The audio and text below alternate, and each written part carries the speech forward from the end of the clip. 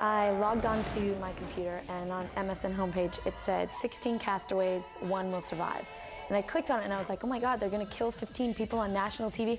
I kid you not, it was my first thought. It was like real Lord of the Flies. I watch a show on TV every week, and I'd always be yelling at the TV, telling everybody I thought I could do this better or that.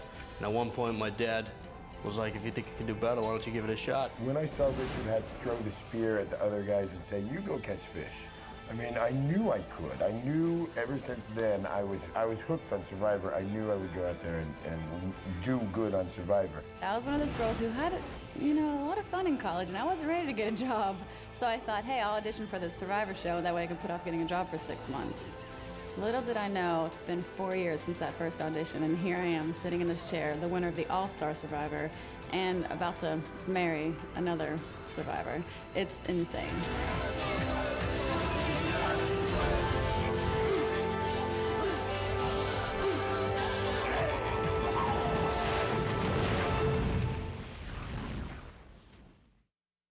The number one thing we look for is personality, personality, personality. That's it. Yum! You come over here and help me out. I want to win, but tell me when to leave. I'm ready now.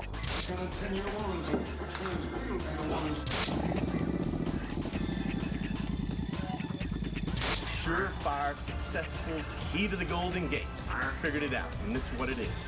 You need to. Oh my God, this is not gonna work. It's not gonna work. In the United States. Hey, how you doing? I'm Rob Mariano, 25 years old, construction worker from Boston, Mass.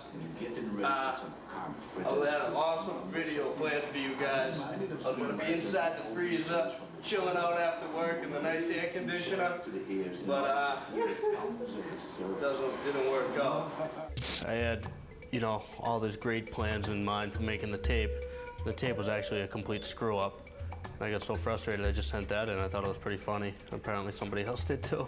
They send in videos, a 3-minute video of themselves, or they can go to one of the affiliates a lot of the affiliates now do big open calls, and they can just get up there and they say, hey, I want to be on Survivor because look at me. I know you're thinking that a single girl living alone by herself in the fastest city in the world is already a survivor. However, I've never tried to survive in the Australian outback. I'll be at a baseball game with my family, sitting next to someone that's really funny and kind of crazy and feels like they might be good for the show, and I'll talk to them, and next thing I know, they're coming in for an interview. I would be the ultimate survivor because actually I had a dream. The host came to me in a dream, told me that I would be the ultimate survivor, so I'm going to trust the host, and that's what I'm going to do. So I'm going to win the $1 million.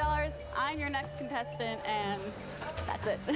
It's weird because my sister came up to me at one point, right before I left for LA, and she said, you don't have anything to worry about. I have a feeling you're going to make it. And I said, I know I'm going to make it. So when we went to CBS out in LA, and there was the final 48 people, I went into those interviews not feeling nervous at all. I knew they were going to pick me. I don't know why, I just knew they were going to pick me, and I wasn't worried at all. What I do is I create a menu for all the executive producers and the network. I just give them like a menu, like if you're going for Chinese food and you don't know what you're in the mood for. This is a menu of people from all over the country, all walks of life. They come with different backgrounds, and it's really, then it gets dwindled down by more people. But I've got to make sure that we've got everything that they might have a taste for on that menu. I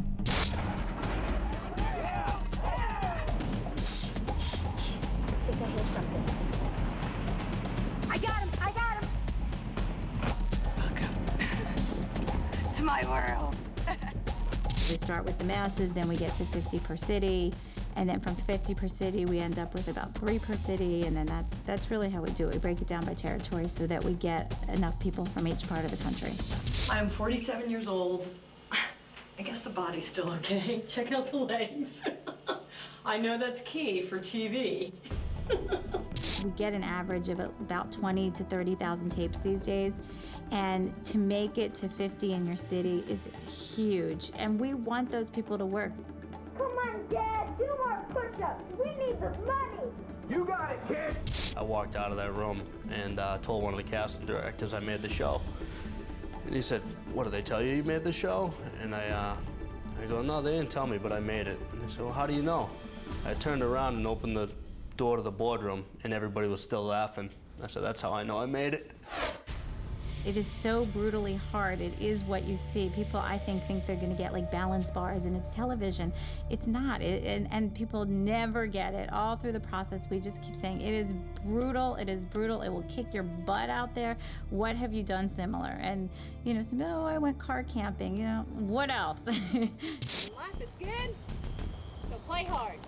It's not how funny your tape is or how great the song you made up is. It's really just how you portray yourself. That job, and you take it right now. Okay, I got it. The best videos are the ones where you are yourself.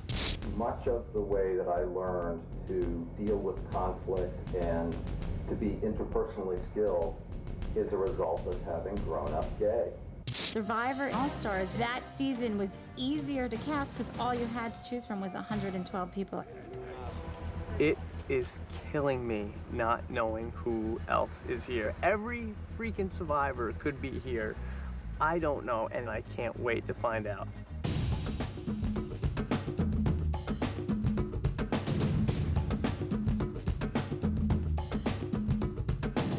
I don't trust any of you, son. There were people that you had to have based on just research and the internet and popularity polls and things like that. There was no question that we had to have Richard Hatch back. It was either people loved him or hated him. Yeah, I think I could start the fire without even blinking. But they don't need to know that.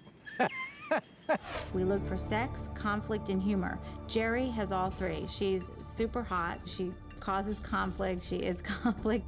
Sue, you can't do it without Sue. The tree comes down the middle. Why? I'm taking it out. She was interesting and ballsy and just, you know, felt really Midwest. Rob Sesternino is probably the funniest survivor we've ever had. That's the story of my survivor life, that the big boys don't let me play. Working around them was still, you still had to do what we always do. Where's the drama going to form? You know, who's going to bring the competition up to the next level? It is All-Stars. We just wanted to make sure that every season was represented.